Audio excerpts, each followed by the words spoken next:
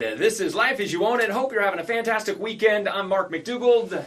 I'm Craig Miller, and I'm aboard. You're aboard. You're aboard already? Yeah. I've only been speaking for a moment. I know. Folks, we hope you're having a fantastic weekend, and this is Life as You Own It, the roof over your head show. Or the roof over your head. Speaking of headshots, Craig, I'm going to speak of them. You probably could use a new one, right? A new headshot. If you go to the website, if you check out the website, which is lifeasyouownit.com, you will see two young and attractive gentlemen, and those would be Mark McDougald and Craig Miller. And okay, maybe they're not so young and maybe they're not so attractive, but I was just looking at it today, and it's a great resource for fantastic information. And noticing that Craig, you're due. I think you've lost a few pounds since the last time you got your photo on the website. I don't know about that. But, okay. Well, folks, depends on which picture it is, because I don't know which one's on there. Each and every weekend, Craig and I spend some time, and we have guest hosts in also upon occasion, experts in their respective fields, and we talk about how you can make prudent financial decisions, how you can be educated, armed, and dangerous with everything you need to be a savvy consumer. We want you to own this life, this financial life, this opportunity to get ahead in the game, to be a winner, to be prepared for those events that are going to happen in your life, and just, gosh darn it, while you're educating yourself, we want you to have some fun. So, Craig, did you have a good week? I did. I had a productive enough week, I suppose. We'll call it that. You suppose? I suppose. We'll call it that.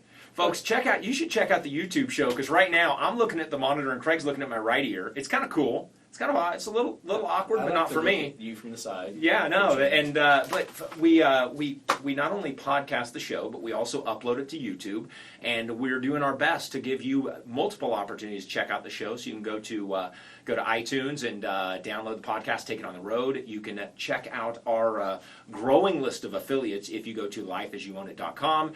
And remember, you can also catch us at iHeartRadio and so many other additional, and Tuned In Radio, so many additional resources to listen to the show. Don't forget to reach out to us at Facebook or Twitter. We've got updates of the show also on Facebook. We'll also post links to the most recent show video podcast. So, all right, Craig, what's in store for the listeners this week? Do you know? We've got lots of good information stuff. Yeah, we're a staple. We've got interest rates. People always want to know what's going on with that. And what's your favorite part of the show, Craig?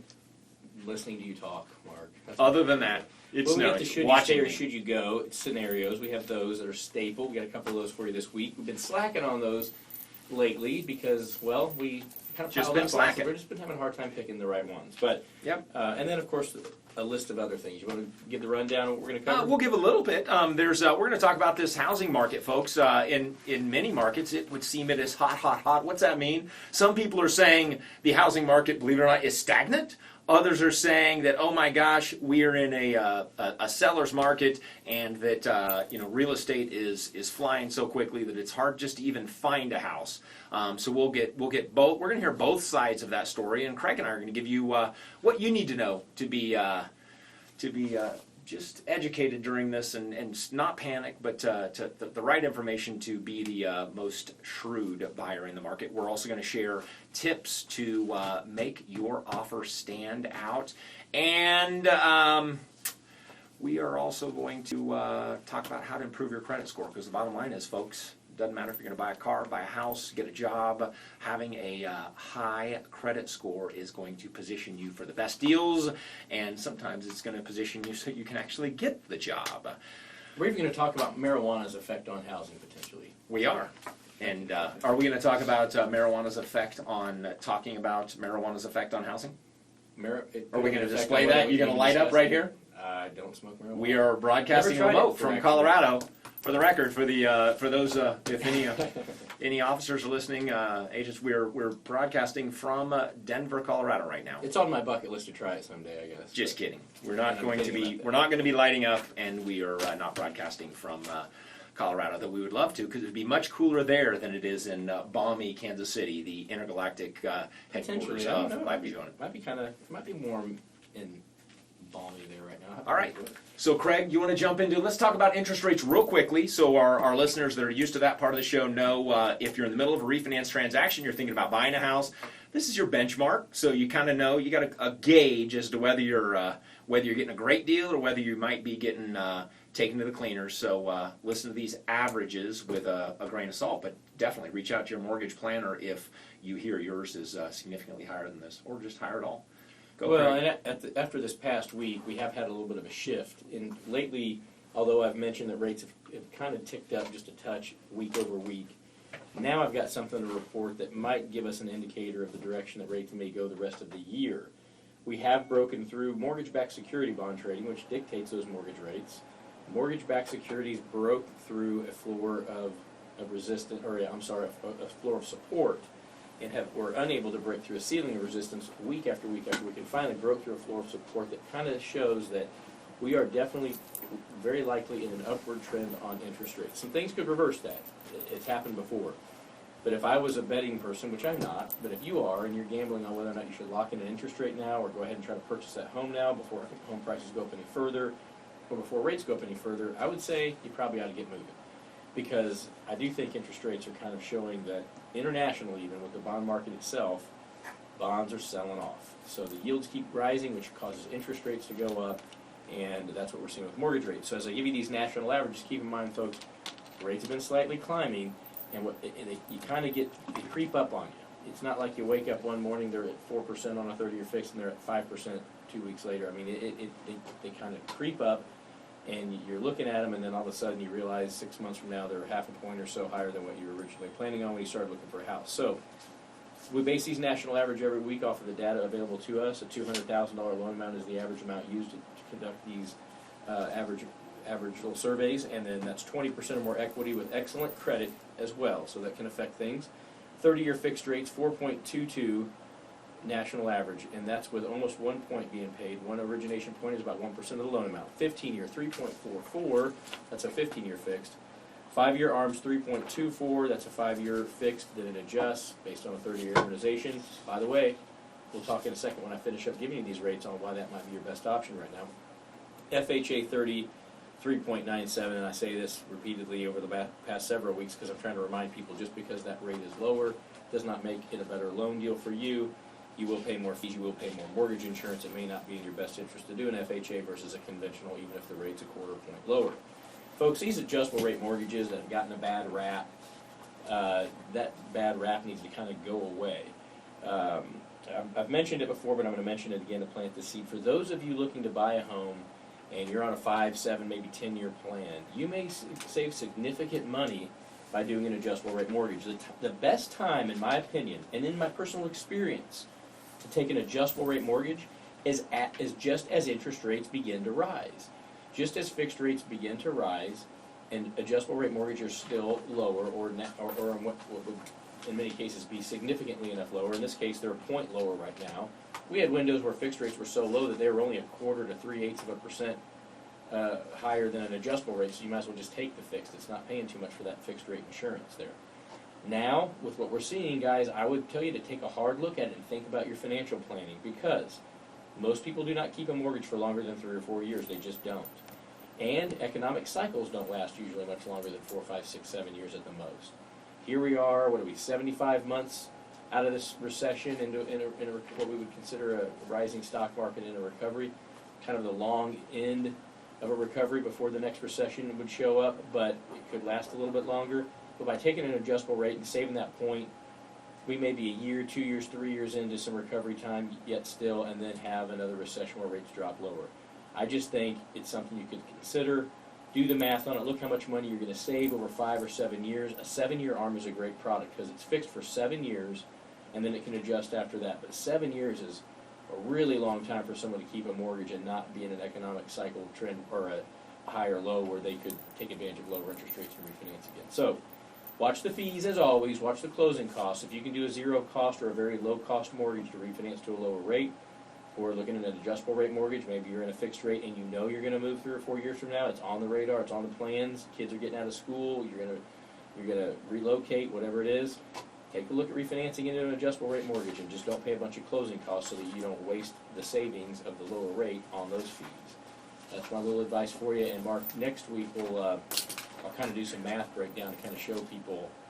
Plan on giving them, here's what you save over 5 years, here's how long it would take to lose it if the rate's adjusted on you, because it usually is about 7 or 8 year period that you end up being in a better position if you have a 5-year ARM, and about a 10-year period if you take a 7-year ARM.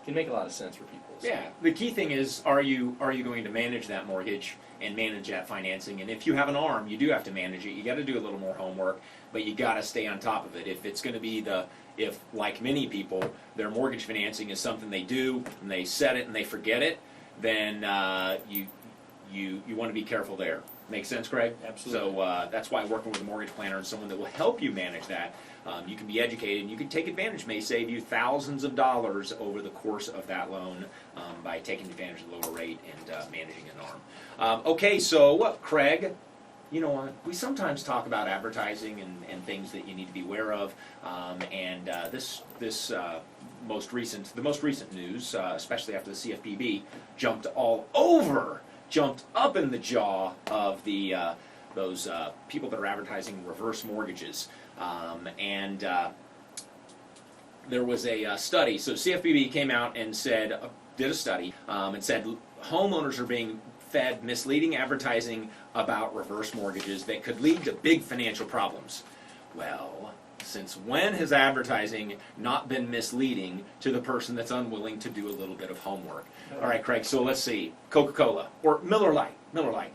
Lots of attractive women in those Miller Lite. Everyone's having a good time. Does that mean if I drink more Miller Lite, I am going to have a great time and hang out with attractive people? Actually, it does mean that. I don't know if you know that or not. Have you been to a ball game lately? I get it.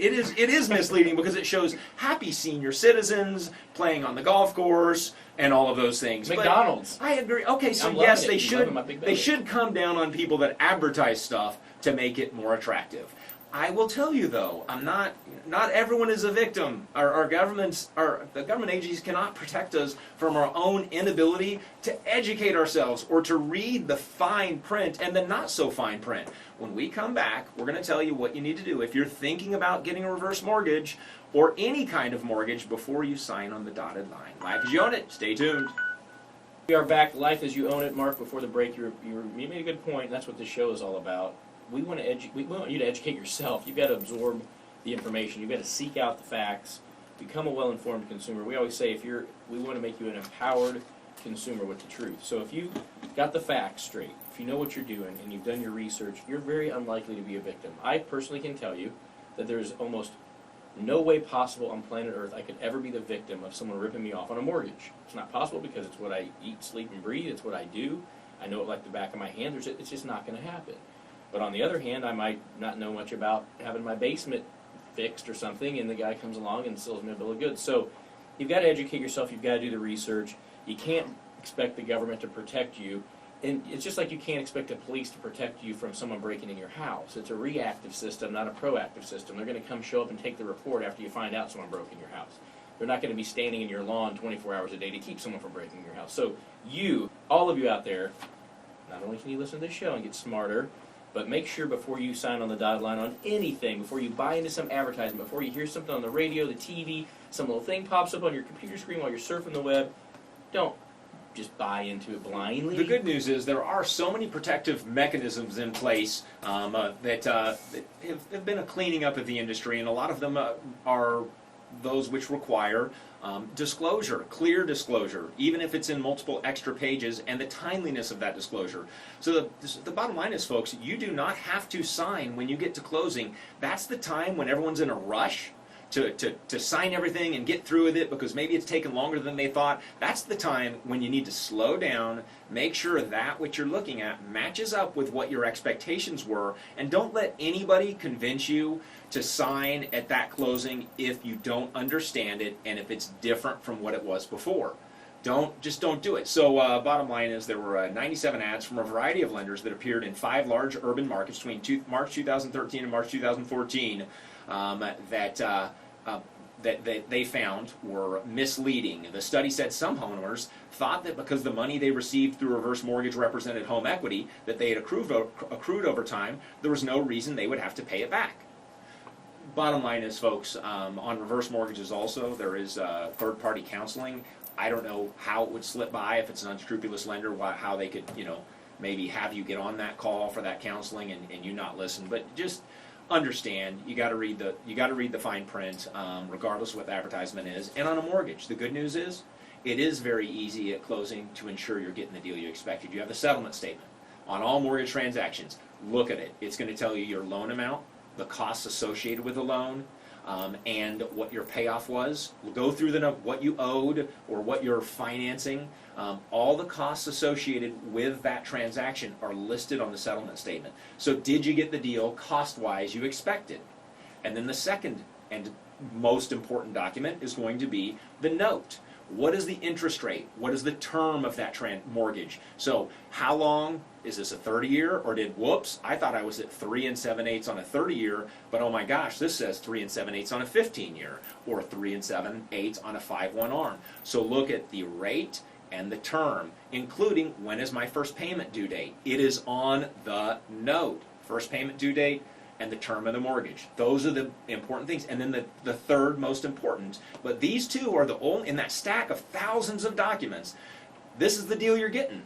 What you're paying at closing or receiving at closing, the cost associated on the settlement statement, the terms of this loan on the note, and then the last one, which is very important also, is the mortgage or the deed of trust, which says who's the owner of this property, in essence. Who is it? That's going to give the people that now have that mortgage and also are ideally entitled to that property. It's going to show the property address, it's going to show the borrowers, legal description, all of that. So those three documents in that order. Am I getting the deal I expected? Number one, financially, signing on the settlement statement. Is my rate and the terms, is that, and then is it secured correctly with the proper borrowers, etc., in ownership of the property? Did I cover that well, Craig? I think you covered it fairly well. Okay. I'll give you Anything you want to on add? that? No, I'm just kidding. No, that's fine. Okay, Yeah. so again, folks, it can be easy to protect yourself. Focus on those three documents. Don't let them get buried in the 752 documents you're going to sign, because those are the three that are going to save your bacon. And if you shop around, and if you work with someone you've been referred to by a reputable source, and you do your homework on the front end of the deal, you shouldn't have any surprises at closing where you have to expect to overly have to scrutinize those documents, but do your due diligence and double check. Okay, guess what? Yeah. Alan Greenspan believes that U.S. real estate is stagnating, and Realtor.com's chief economist, believes that housing market is on track for its best year since 2006. We're going to share those opposing stories when we come back. Live as you own it. First off, we're back. Hope you're enjoying the show. I know I am. Craig, you having fun? I'm having so much fun. So much fun. I just jumped out of my underpants. Hey, folks, don't do that, please. That would be disgusting. 800-270-6425. 800-270-6425. That's the hotline. Give us a call. Run your scenario by us. We've got an answer for you. I am sure. Also, questions at lifeasyouownit.com. That's questions at lifeasyouownit.com. Remember, you can also podcast the show, take it on the road, or call your local talk radio station, your local sports radio station, whatever station you listen to, and say, I demand excellence. I want the Life As You Own It show. Yeah. Get it. Reach out to us. Okay, Craig. So let me ask. You got a big week coming up. What's in store for your summer, man? You got anything good going on? I'm not going to be able to get a lot. I'm going to have to. You're just gonna be working away down this summer. Taking care of yourself, exercising, taking care of business. Yeah, I'm not going to be able to take any extended vacations. That's for sure. But let's get back to this housing market talk, because I tend to want to lean toward one side of this argument versus another. Well, you lean away. I know you lean to the left, so we'll just keep on down that road. All right, so Alan Greenspan, most of you know who Alan Greenspan is, right? Who's Alan Greenspan, Craig? He's the former Fed chair and also quite an infamous figure in that respect. And he is, and I'm not amazed, but I mean, this guy's getting up in his years. How old is Alan these days? 162. He's 162. That tells you that eating that government cheese long enough will extend your life, apparently. Exactly right. So Alan Greenspan led the Federal Reserve for a long period of time and took us through more than a handful of what would be considered recessions. He has never hesitates to opine on that which has always been a strong part of our economy, which is the housing market. So construction usually pulls America out of a recession, but not this time. It's Alan Greenspan's top concern right now. The former chairman of the Federal Reserve says real estate in the U.S. is stagnating. Why? He says because before the recession, about 8% of America's economy was from construction of houses and buildings that were expected to last 20 plus years. Now that sector only makes up 4% of U.S. GDP. While Greenspan acknowledges the most recent housing data is showing a little bit of pickup, he says single-family housing is still only 1/3 of where they were in 2006 and earlier. Now, so good overview. He believes the housing market is stagnating, and then we're just going to go ahead and give the other side, which is from the mid-year report from Realtor.com, Jonathan Smoke. As we approach the midpoint of 2015, the residential real estate market is on track for its best year since 2006, the peak of the housing bubble. Job growth is powering the surge in demand for homes. More than 3 million jobs have been created in the last 12 months, and more than 1 million jobs have been created for 25 to 34-year-olds, those we define as the millennials. With rising demand, homes are selling more quickly. In May, the median age of inventory nationwide was 66 days. 66 days, that is crazy. That's pretty good. That's 8 days faster than that period of time for last year. A rapidly declining age of inventory signals that demand is growing more rapidly than supply, obviously. So folks, so we're given the basics of both of those. One saying really not so much that the housing market is in stagnating. It's saying just the opposite, which is the housing market is the strongest it's been since the 2006 and poised to be the strongest it's been since the 2006 boom, last year of the boom. And we've got Alan Greenspan saying, hey, there's things in here, and it's primarily, if I'm reading this correctly, saying, hey, because of the percent of GDP that new construction makes up, that's not usually a post-recession number. Mm-hmm. And give your opinion on it, Craig, on these two stories. And I got to pull a little bit from both of them. Actually, the funny thing is that we would need more construction to have a little bit stronger economy. I think what we're going to see, and this is a bold prediction here, but the way it looks to me, we have supply is definitely much lower than demand. That's not necessarily always a good thing, but I think what we'll run into is we're kind of at the long end of this quote-unquote recovery. I don't think we've got 3-4 more years of solid, constant, steady growth before we see another recession. So just as things do kind of peak out once again, I think we're going to be a year or two away from it coming right back down again. So I don't think the big difference this time is that we're not going to have a housing bubble, because I don't think housing is going to have the opportunity to get inflated to the point that it was before our next recession. But I think there'll be enough of a pullback that I don't think stagnating is the right word for it. I think it's just going to top out where it can't go anywhere else, and it's just stuck. Housing is just going to be stuck. And then we're going to have a recession, and we'll have a small pullback, but not huge depreciation on these homes because they weren't inflated.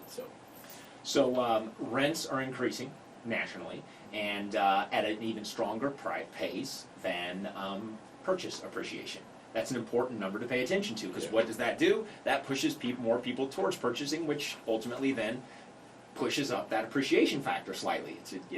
That's the way it works. There's a demand. People need a roof over their head. That's why this show exists. As a result, it is cheaper to buy rather than rent in 80% of the counties in the U.S. So cheaper to buy than rent. So, folks... And from an actual true net financial perspective, that's rarely not the case. Right. I mean, that's not a surprising number. That shouldn't surprise anyone. Sure, yes. And then we take it a step further, and there is the stress. According to the MacArthur Foundation and Heart Research Association, 2015 How Housing Matters annual survey. I know that's a mouthful. Guess how your typical 1,401 adults were surveyed. Guess how they feel about the housing market. They probably don't feel super great about it. They probably feel like they're depressed. Yeah. Despite the consistently rosy reports about home prices rising, a significant majority of Americans believe the country is still not past the housing crisis that began 7 years ago, the survey found. Some 70% of those polled aspire to own, but they're worried about affording a purchase in an economy where home prices keep rising, but incomes and inventory aren't keeping pace. They're also worried about social mobility. 80% said they now believe it's much easier to fall from the middle class than to ascend it. The findings come on the heels of the news that U.S. homeownership rates hit a 20-year low. So, what do we take from this information? Well, it's interesting that we can see that last year millennials, as we've done the show now for 7 years, so we've seen these ebbs and flows, these cycles. So this time last year, as we looked at the reports, millennials we're more attractive for us to rent than to buy. We're not really interested in renting. Then as suddenly house appreciation continued. The market's back now; it's appreciating. People, and that's the way the stock market too is. Also, people want to buy whenever the market's on the rise. That's natural. Well, that's not the best way to get ahead. Depending on your time horizon of your investment, there's the one thing that has never changed. It doesn't matter if you believe that we are in a, if you're going, wow, it is stagnant. Housing is right now is not strong, or whether you anticipate or believe that, wow, the market's on fire, it's a lot harder to buy and to find a house. The thing that you have to do is take this information and then take your own situation. What is the cost for me to rent versus the cost for me to own? What is the period of time of which I will, if I make an investment in the purchase of a home, what's the period of time I'm going to hold this investment? And taking that information, does it make financial sense for me to purchase? It doesn't matter, folks. It doesn't matter if appreciation is at 5% now, or 3%, or 10%. It's the timing of your investment. And you're never going to know until you look back in time to go, oh, wow, I wish I bought in October of 2012. Because nationally, that's when home prices were at the bottom. It doesn't matter. What matters is, do you have a financial plan, and have you looked at where do I need to be, where do I want to be, what's the cost of renting versus owning? Because that's the most important thing, folks. It doesn't matter if real estate is on, appreciation is through the roof, and it's hard to find a house, and rent rates keep going up at a percentage higher than appreciation, then that's why 80% of the houses markets, it's more affordable to buy versus rent. It's not, don't get hung up on, I'm not going to get the best deal on my house. Get hung up on, is it a better deal for me to own, or is it a better deal for me to rent right now? And Craig, it's, again, folks, it is important to understand this information. I believe that the economy and the current appreciation of housing, we're in that same short attention span that all of us, most Americans have, which is, I want to do what's feeling good right now and what's hot right now. I want to buy what's hot right now. Right now it's hot to buy. Everyone wants to buy. Oh no, I'm bummed because everyone else is wanting to buy and there's less inventory. Well, I think what it is that people believe it's hot to sell. Because I think what we're seeing a lot of is, we're not seeing as many first-time home buyers as we are with people buying. There's a significantly increasing, millennials are in the market. They're in the market. Millennials want to buy houses, and that's good. Yeah, I think that's where our supply and demand issue is coming into play, because I see a lot of people who are saying, hey, I think I can sell right now. I can sell fast. My neighbors just did for more than I thought I could, and so they're thinking, well, then I'll find something else. Of course, that's just how it works. But we've got a little music playing there. What's that sound? I don't know. What is that sound, Craig? That means it's time for another should you stay or should you go scenario, folks. And we've got a, let's see, Rita in Phoenix emailed the following question. Gentlemen, I am wondering if buying a home in today's market is wise. The prices in my area have gone up a lot in the last 2 years. I saw what happened with houses 8 years ago. Is that coming again in the next couple of years? These things seem to come in waves. It's a good, timely question. I picked it out of the big hat. Picked it out of that, yeah. Convenient for you. So she wants to know, should she buy or not? And I'm going to say yes. I'm going to say go. But this is the question that a lot of people have, and they're worried that it's about. This is what people always try to do with the stock market, with buying a house, whatever. They always try to time the market. So is it timing the market or time in the market? Well, Rita, here's the answer to your question. Yes, I think you should buy if you're buying a home for a long-term with plans to stay long-term. If it's the home that fits your needs, and you know it's going to fit your needs for the next 5 to 10 years, at least, and you can afford it, of course. I mean, you don't want to stretch your budget. You don't want to stretch yourself because you think buying a home is you're going to miss an opportunity. So we saw a lot of people do this when we had the last housing bubble. People were buying more house than they could really afford because they saw it as, hey, they're going up so much in value. I'm going to stretch. I'm going to allocate 10, 20% more of my budget toward my housing because it's going to go up so much in value, I'm making an investment, so I'm getting some of that money back. And well, that investment crashed, and then they lost that money or lost the house altogether. So look at it as a long-term investment, as meeting your housing needs perfectly. And if you think those things are the case, then you're not going to probably get hurt too bad. Now, if you think you want to buy a house because you're going to buy something and you're going to make money on it 2 or 3 years from now, you're probably not.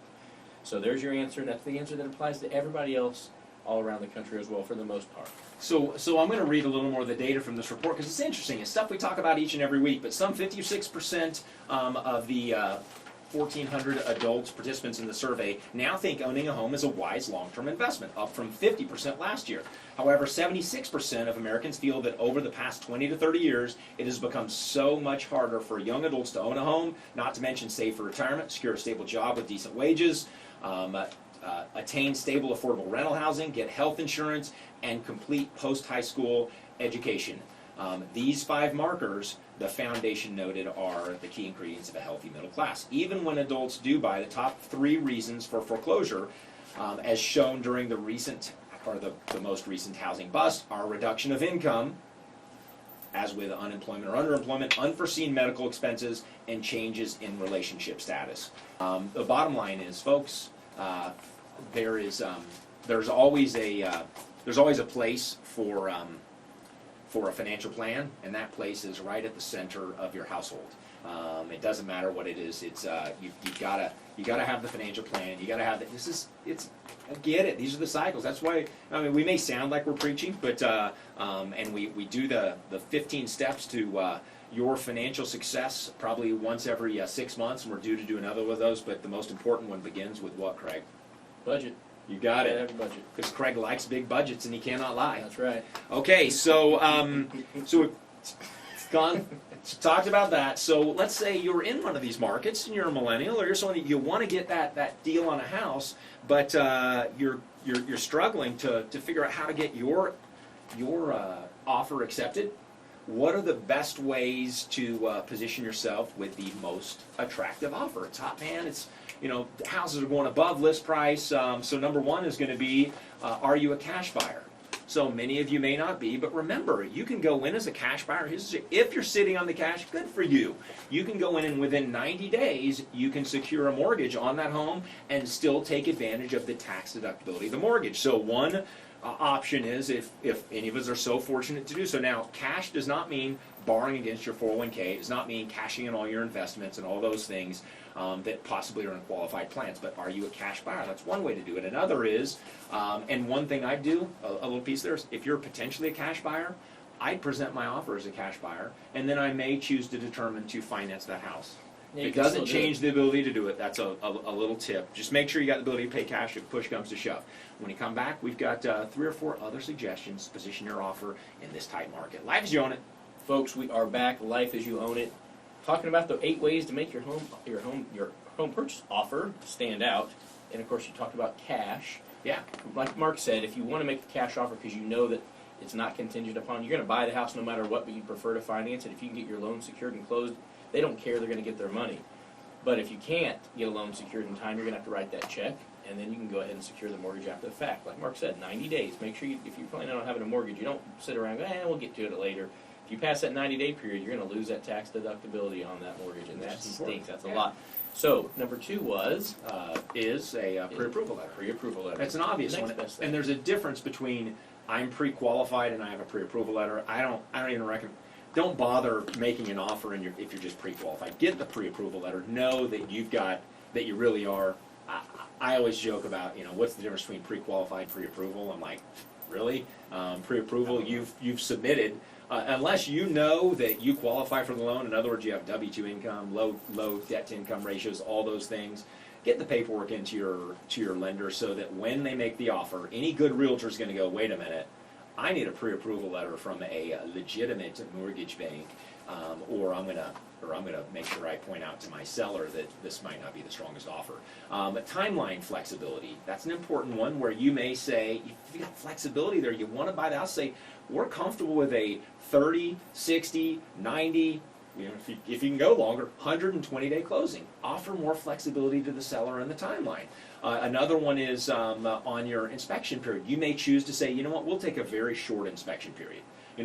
Give us 10 days, we'll be in with our inspections. That way, if it's going to kick out the contract, your seller will know in 10 days. So be flexible in the time frame that you put for inspections.